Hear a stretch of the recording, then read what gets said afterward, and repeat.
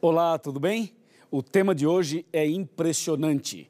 Nós queremos responder uma pergunta: quem criou o mal? A verdade sobre a origem do mal é o que você vai saber agora, aqui, na Palavra de Deus. Imagine que você é pai, um bom pai, um pai que ama o seu filho e cuida bem dele. Um dia, sem mais nem menos, o seu vizinho acusa você de espancar e bater no seu filho.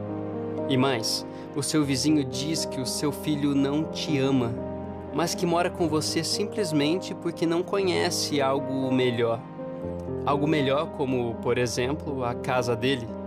Qual seria a melhor maneira de responder a essas acusações absurdas?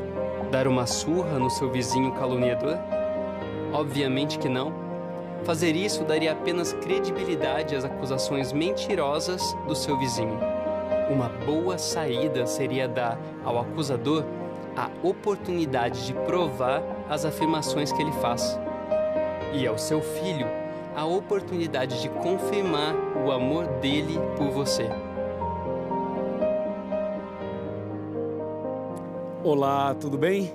Que maravilha! Estamos aqui para mais um estudo da Palavra de Deus. Essa série, A Verdade, tenho certeza está sendo uma bênção e continuará sendo uma bênção para você e para mim também. Seja muito bem-vindo e que a bênção de Deus esteja na sua vida. O tema de hoje, a verdade sobre a origem do mal. Prepare o seu coração, pegue a sua Bíblia e vamos abri-la no livro do Apocalipse. Apocalipse capítulo 5, versículo 11. Esse texto que vamos ler é um texto muito importante. Por quê? Porque às vezes as pessoas ficam questionando sobre a questão do bem e do mal. Eu já ouvi pessoas perguntarem, questionarem, dizendo o seguinte: Deus criou Satanás, Deus é responsável pelas doenças, pelas inundações, os terremotos e tanta coisa horrível que acontece no mundo. Pois agora você vai saber a verdade sobre a origem do mal aqui na Palavra de Deus. Apocalipse 5, verso 11 diz: Vi e ouvi uma voz de muitos anjos ao redor do trono, dos seres viventes e dos anciãos, cujo número era de milhões e milhões e milhares de milhares. A Palavra de Deus diz que Deus criou os anjos, e os anjos foram criados antes dos seres humanos. E de acordo com esse texto, Deus criou milhões e milhões de anjos. Agora, no meio dessa multidão de anjos, a Bíblia menciona a respeito de um anjo que era um dos líderes, e esse anjo começa uma rebelião no céu. Eu quero que você ouça atentamente, não apenas com o seu ouvido, mas ouça também com o seu coração o que eu vou mostrar agora. Vamos abrir a Bíblia no livro do profeta Ezequiel. Ezequiel capítulo 28, a partir do versículo 14. Eu vou ler alguns versículos e vou parando e explicando para você. Tá bem assim? Veja o 14. Tu eras querubim da guarda ungido. Ok, paramos aqui. A Bíblia está falando de um anjo que era querubim e que foi ungido. Ungido quer dizer separado para um propósito, para uma atividade específica. Então a Bíblia está falando agora de um desses anjos. Ungido, querubim, separado. E o verso 14 continua: E te estabeleci, permanecias no monte santo de Deus, no brilho das pedras andavas. Esse texto mostra que esse querubim ungido, a atividade dele era ao redor do trono de Deus. Era ali, pertinho do trono de Deus. Portanto, estou falando de um anjo que tinha uma posição elevadíssima. Elevadíssima. No verso 14 fala que ele permanecia no monte santo de Deus. Certo? Agora veja o verso 15. O verso 15 é o seguinte: que anjo era esse? O que aconteceu com esse anjo? Nós vamos ler o verso 15 e depois vamos ler o 16 também e talvez o 17. Veja o verso 15, fala assim: perfeito eras nos teus caminhos, desde o dia em que foste criado, até que se achou iniquidade em ti. Aqui tem duas coisas importantes. A primeira é que a Bíblia fala que ele era perfeito, confirmando que tudo que Deus faz é perfeito. Segundo, até que se achou iniquidade em ti. Isso quer dizer que a iniquidade é um mistério. O pecado, a origem do pecado é um mistério. Por isso que a Bíblia fala assim, até que se achou iniquidade em ti. Isso revela que estamos tratando de alguma coisa que é um mistério. O verso 16 fala, na multiplicação do teu comércio, encheu o teu interior de violência. Bom, agora a Bíblia começa a mostrar quais foram as obras e as ações desse querubim ungido, que era bom e tornou-se mal. A Bíblia diz que ele começou a multiplicar o comércio dele. O que é multiplicar o seu próprio comércio? Significa falar mal de Deus e falar bem dele próprio. Então, na verdade, o Lúcifer, ele começou a fazer críticas a Deus. Começou a falar mal de Deus para os anjos e falar bem dele mesmo. Ele dizia mais ou menos assim, Deus não é tudo isso que vocês pensam, Deus não é amor não, Deus não é bom, Deus é ditador, hein? Deus é bravo, hein? Deus castiga, hein? E ele começou a criar essa situação de dúvida na cabeça dos anjos. E os anjos levaram a sério, porque Lúcifer, ele trabalhava e vivia ali no Monte Santo de Deus. Ou seja, era alguém muito importante perto de Deus. E por isso, diz o verso 16, que ele multiplicou então o seu comércio e encheu o interior dele de violência. Quando ele começou a fazer críticas a Deus, ao caráter de Deus e ao próprio Deus. Olha o verso 17, elevou-se o teu coração por causa da tua formosura. Ah, então a Bíblia está falando de um anjo muito bonito. Ele elevou o coração, quer dizer, o seu orgulho, a sua confiança própria por causa da sua formosura. Corrompeste a tua sabedoria por causa do teu resplendor. Lancei-te por terra, diante dos reis te pus, para que te contemplem. Ou seja, a Bíblia está falando que esse anjo começou a criar no céu esse conflito, essa batalha, essa confusão. Começou a surgir um problema. E o Apocalipse mostra exatamente o que aconteceu. Veja o que diz Apocalipse capítulo 12, verso 7, 12, 7. Fala assim, houve peleja no céu. Miguel e os seus anjos pelejaram contra o dragão. Também pelejaram o dragão e os seus anjos. A Bíblia está falando agora que o que houve no céu foi uma guerra, foi uma batalha. Só que uma guerra espiritual, um conflito espiritual, justamente por causa disso.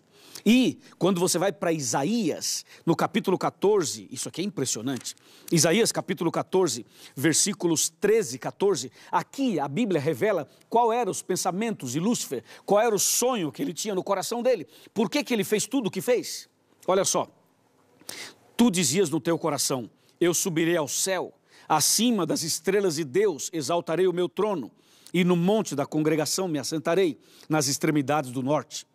Subirei acima das mais altas nuvens e serei semelhante ao Altíssimo.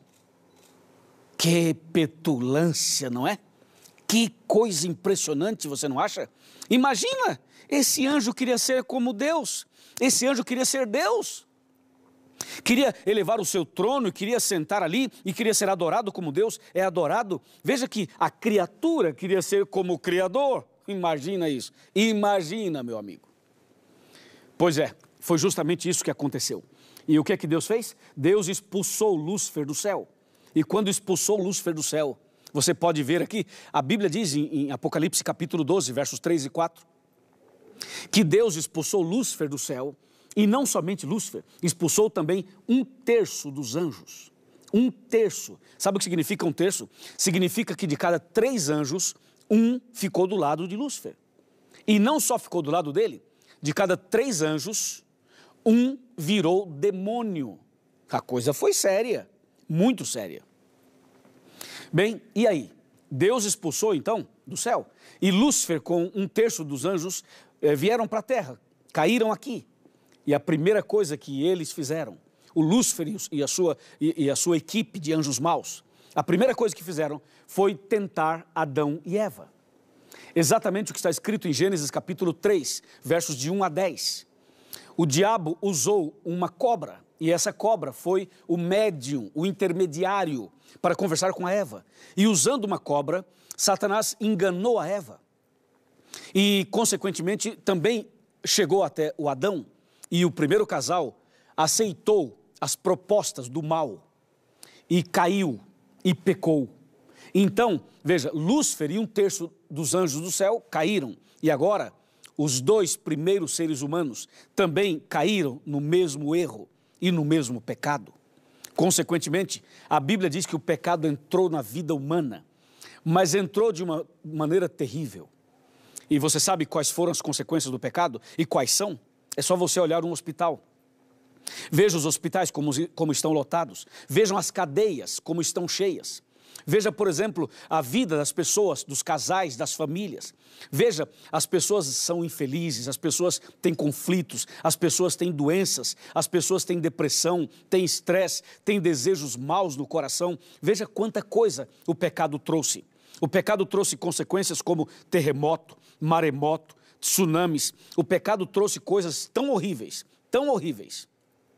Mas a principal, o mais horrível de todos, é o que diz Gênesis capítulo 3. Diz que o pecado separou o homem de Deus. O pecado separou o homem de Deus de tal maneira, que o homem não pôde mais ver a Deus e nem sequer ouvir a voz de Deus. O pecado é tão maligno, tão nojento, tão terrível. E agora, tem solução para esse problema ou não tem? Claro que tem. Eu vou te mostrar qual é a solução. Para isso, eu vou sentar aqui na minha cadeira e quero mostrar a você a solução de Deus para o problema do pecado. Vamos sentar e vamos conversar. Lembre-se que quando eu sento aqui, significa que eu estou na sua casa. Estamos na sua casa, na sala da sua casa, ok? E aí queremos conversar um pouco mais com você. Tá tudo bem? Tudo preparado? Veja só. A Bíblia diz em Romanos 6:23. Você conhece o texto? Eu vou falar para você. O Romanos 6:23 fala assim: porque o salário do pecado é a morte, mas o dom gratuito de Deus é a vida eterna em Cristo Jesus, nosso Senhor. Qual foi a solução de Deus para o problema do pecado? Primeiro detalhe, Deus expulsou Satanás do céu e os anjos maus, e Deus deixou o tempo passar. Sabe por quê? Deus queria que as pessoas vissem quem é Deus e quem é Satanás, o caráter do bem e o caráter do mal. Por isso Deus deixou passar um tempo. Se Deus o matasse, então ficaria configurada e confirmada a acusação de Lúcifer. Porque Lúcifer acusava Deus de assassino, de mau, ditador e tudo isso. Então Deus não o matou, deixou que as pessoas percebessem quem é Deus e quem é Satanás. E aí o que é que Deus fez? Deus veio a essa terra. Isso é espetacular.